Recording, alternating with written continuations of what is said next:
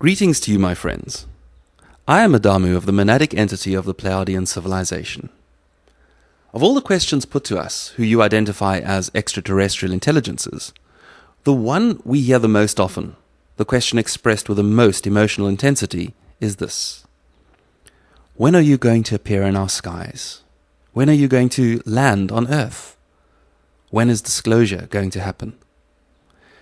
Now, this line of inquiry is so often put to us that you've probably begun to weary of our vague responses. Either this or you have become disenchanted with one or more failed promise of our arrival. So now I wish to address this issue with some clarity. It's time for plain speaking and honesty. There is no more place for coyness. But in order to address this, I will require of you that you pay attention and follow my line of reasoning with me as I unravel the issues for you. It's unfortunately nowhere near as simple an issue as you might think it is. To begin with, there is not simply one group of extraterrestrials out there. It's not a criticism if I say to you that your vision is somewhat myopic.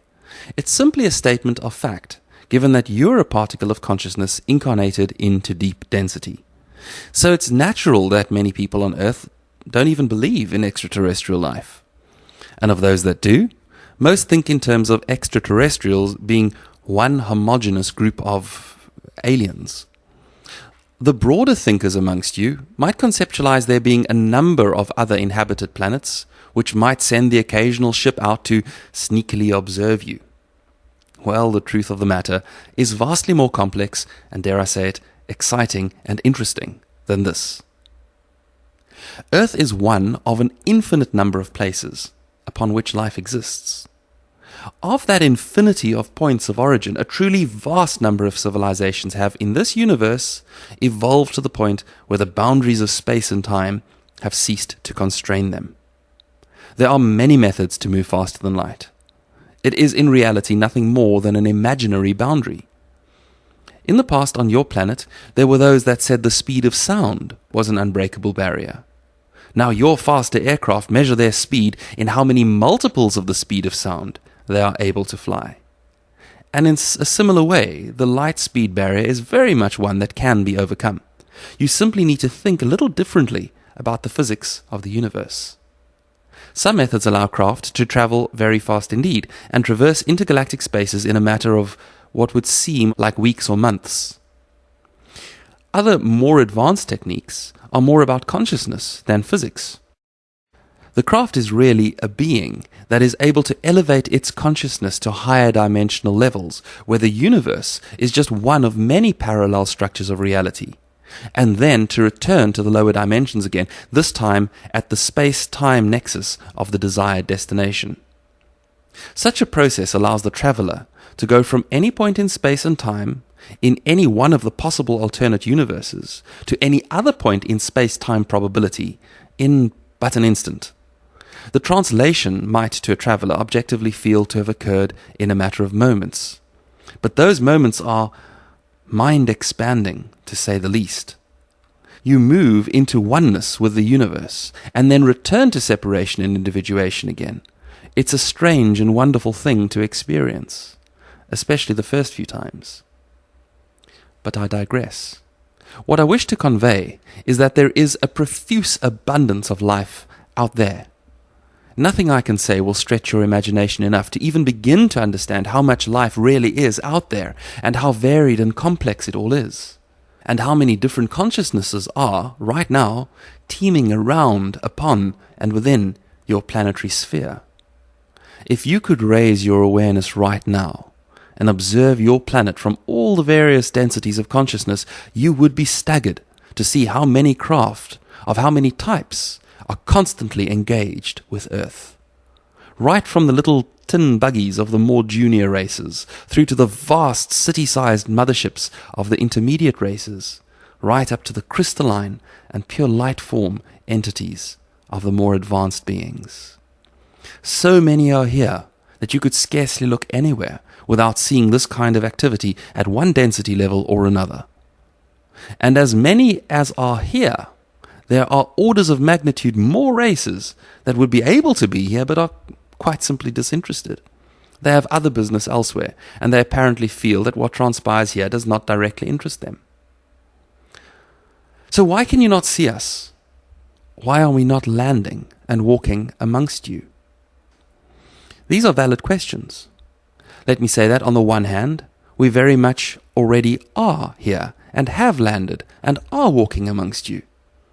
There are craft and beings upon the planet all the time. But that's not the point of your question, is it? What you want is to see us for yourselves and to interact with us, correct? Well, this too does happen, albeit on a very limited scale. Many see all kinds of things in the sky and know they are seeing an extraterrestrial craft. Many have had direct interactions with one of a variety of extraterrestrial beings. But this still does not answer your question. What you actually want is for us to make a dramatic show that is undeniable to all. You are asking us to land and interact with you on a massive scale. For some obscure reason, more than a few of you seem to want us to land on the White House lawn. A thought that is more than a little odd. What part of declaration of war is not understood by those that wish for us to do so? For certainly, this is how such an action would be perceived. But back to the sponsoring thought of your request for us to appear. You wish us to show ourselves in a way that all upon the planet are forced to admit to our existence, and in a way that rips apart the tissue of lies that has been told about us. So why do we not do this? Let me assure you, it's not because we cannot do so. It is because we will not. I will now tell you why. But to do so, you're going to have to endure a short lesson in the evolution of galactic civilization. All civilizations go through a number of steps in their growth and evolution. First, the civilization is seeded at its point of origin. Mostly these are planets. But sometimes civilizations begin inside stars, it might surprise you to learn, or indeed in other places that might seem even less likely to you. How about the periphery of a black hole for an interesting origin? But be that as it may, wherever a new civilization is seeded, it is the norm for it to be nurtured and watched over by an older, more developed civilization. The gods of your myths and legends are actually just this, spacefaring civilizations that interacted with Earth humans when your race was newly formed and in need of teaching regarding certain basics like agriculture, language, writing, and various other subjects like mathematics or astronomy. At some point in the civilization's advancement, however, there comes a time when separation must occur. The older race that watches over the younger race must depart. They must seem to leave their protégés to their own devices. This is necessary, as it is only then that the younger civilization can move properly into the third density of consciousness. As long as the older ones are hanging around and watching over you, you are doing as you're told. You're not truly choosing and discovering for yourself who you really are. So their role is to get you going so that you can carry on without them and then to exit stage left.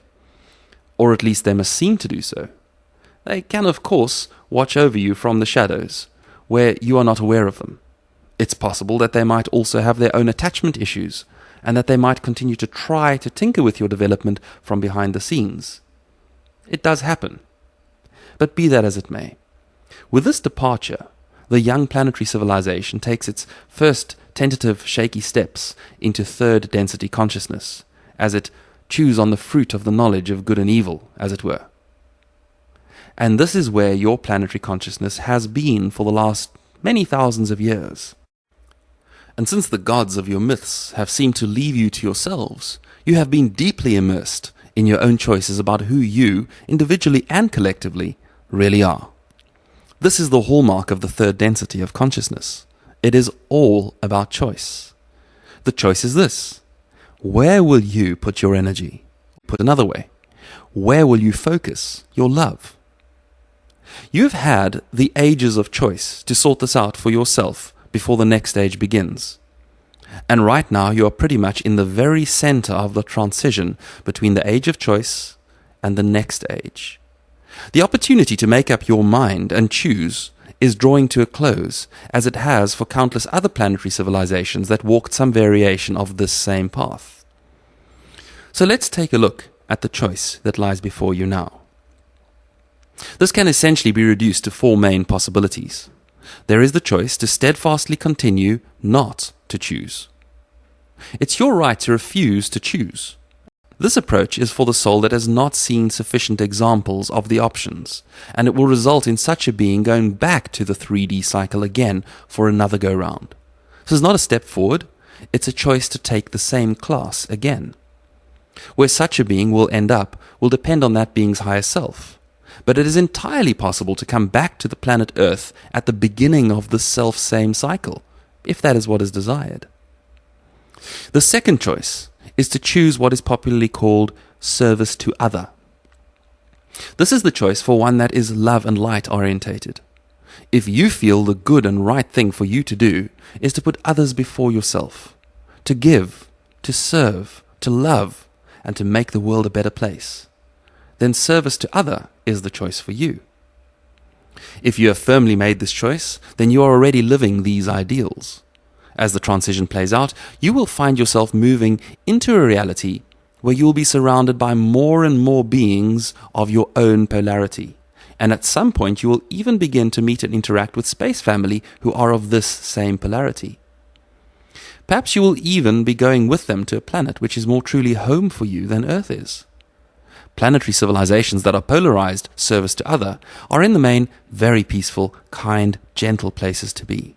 There is a harmonious coexistence that is quite pleasant for many, if possibly a little boring. I say boring because things can tend to the predictable, as conflict of any kind is rare, and no one seeks to put themselves forward over another. But there is opportunity for excitement for the service to other orientated individual. You see, at the fringes of these societies, there is an eternally raging conflict with members of the opposite polarity. But let me first tell you all about those.